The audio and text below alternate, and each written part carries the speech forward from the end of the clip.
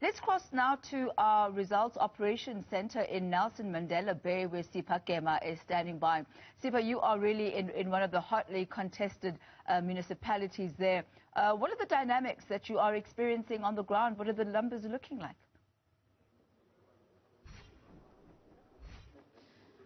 Well, Tammy, as you said, I am in one of the hotly contested metros, not just, of course, between the two in the Eastern Cape, but overall in South Africa. Now, I mean, 2016 local government elections are making sure all eyes are being kept on the Nelson Mandela Bay. Now, looking at the current results as of 1:15 today, we're looking at actually the ANC leading just by 2%, basically, look at 41 rather, 0.0, and the Democratic Alliance following by 38.9%. Now, if you were to also look at how many votes that is between these two parties who are racing for the Nelson Mandela Bay, it's 6,900 plus votes that the ANC is leading by. Now, of course, over the day, we've been looking at coalition talks, coalition possibilities, also giving you the graph of the latest coalition governments that occurred within the Nelson Mandela Bay within that period of 5 years, where we saw the administration change a number of times, which had an effect, of course, on the administration side of things, service delivery, and issues such of that nature. But now we're going to speak to these two political parties that are sharing this battleground and are waiting, of course, to hear what the final results would be. As we have it on the IEC website, just over 62% of those votes have been captured. So let's turn around to the Democratic Alliance first and talk to them. We've got Retief Oudendal, who is the campaigns manager in the Nelson Mandela Bay. Now, Retief, of course, numbers, that's what we're talking right now. That's where we're at right now. 38.9, looking, of course, at your previous year, which was in 2016. You've gone down by 7.9, although these are not the final results yet, but so far, this is what we have. I think you've hit the nail on its head by saying it's not the final results. There are still 40%, nearly 40% of the VDs outstanding, and many of those VDs are DA strongholds. So the position is going to change very shortly, and we're expecting the final result sometime at midnight tonight, we were told, hopefully earlier.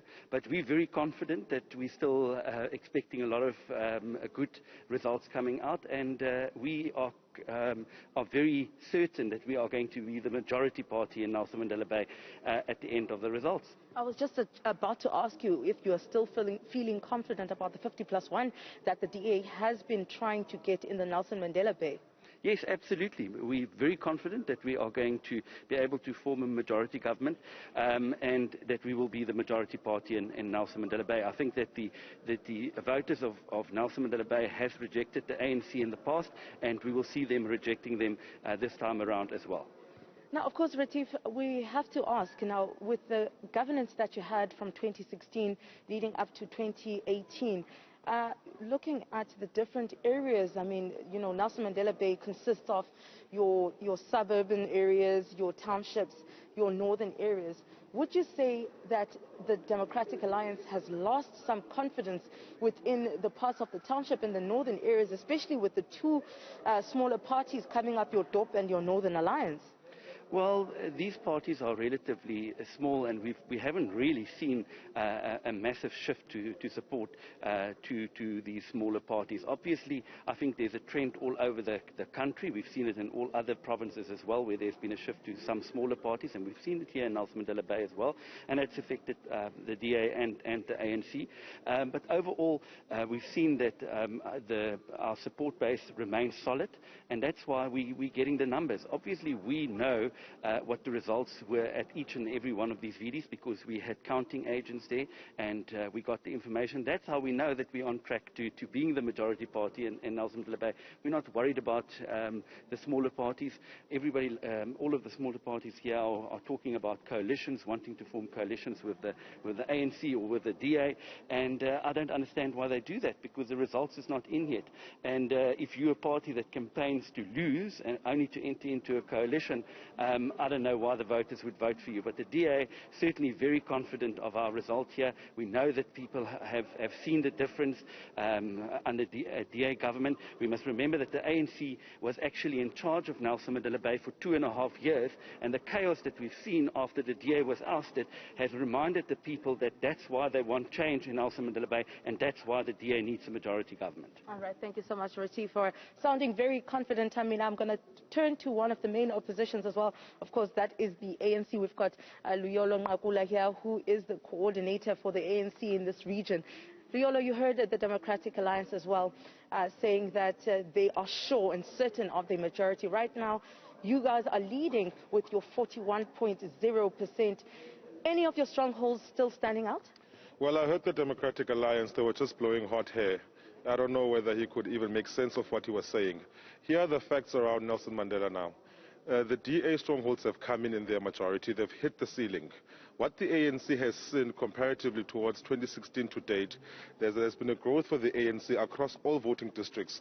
In their strong bases, the ANC is recording a growth of more than 10%, even in their strongest wards. Now, that is a reflection of an organization which has stabilized and which is undergoing a process of renewal. Hence, then, you see the ANC being voted by more people, even in their own base, as the Democratic Alliance. So, even though we're cautiously optimistic as the African National Congress, we're quite confident that as the ANC, we will be the majority party in this city. We're quite confident that as the ANC, the shifts that you are asking the DA around are informed by a lack of service delivery. That is why you have now the northern areas, which is in disarray. That is why you have seen a sharp decline of the Democratic Alliance in that particular constituency because of the total disregard which they've had for that constituency. Our city is dirty. There's been administrative instability and political instability, all under the DA-led coalition. There's been rampant cases of corruption implicating some of their officials and some of their leadership, all under the DA.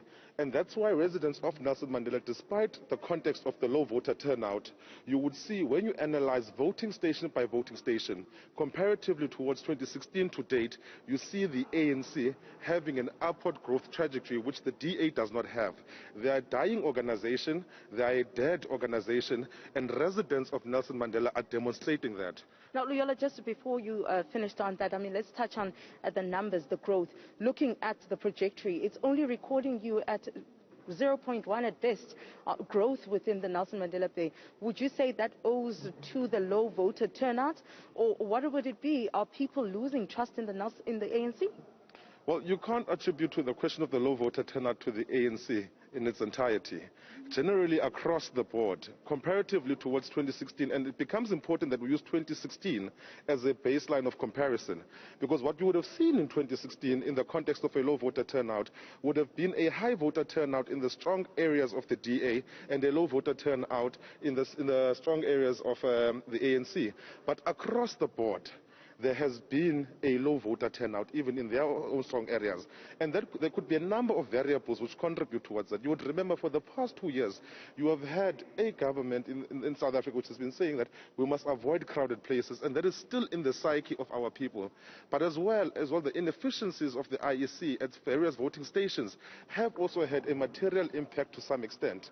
But it also poses a responsibility towards us as political organizations, and more particularly the ANC, around the need of conscientizing our people around the question, for instance, of voter education.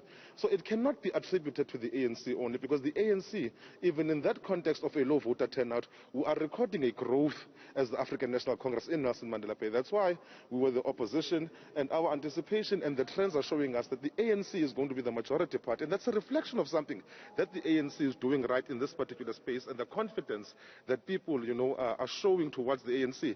And part of the ways in which they can demonstrate that confidence or non-confidence is by or through the ballot paper. And they did that in 2016.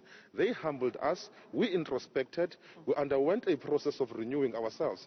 That is why the ANC in this particular region is one of the most stable regions across the country. That is why you have seen that particular sense of stability, which has also laid a basis of the campaign which the ANC had been leading, which has put the people and the residents of Nelson Mandela at the center. Unfortunately, we are out of time, Luyolo. Ndodo, I'm going to have to stop you there. But hearing what he's saying, Tammy, talking about a time to self-reflect as the ANC following the 2016 local government elections, that the Nelson Mandela Bay, of course, we spoke earlier on to some of the ANC officials, and they did mention that within the Nelson Mandela Bay, there was no instability when it came to candidates list. It seemed as though this region was actually happy with the candidates that were brought forward. But also the growth that has been administered by the ANC at 0.1% since 2016, and then also looking at the decline of the Democratic Alliance. But of course, the Democratic Alliance have said that the strongholds are yet to be counted in, some of them that is. But for now, Tammy, it's back to you in studio.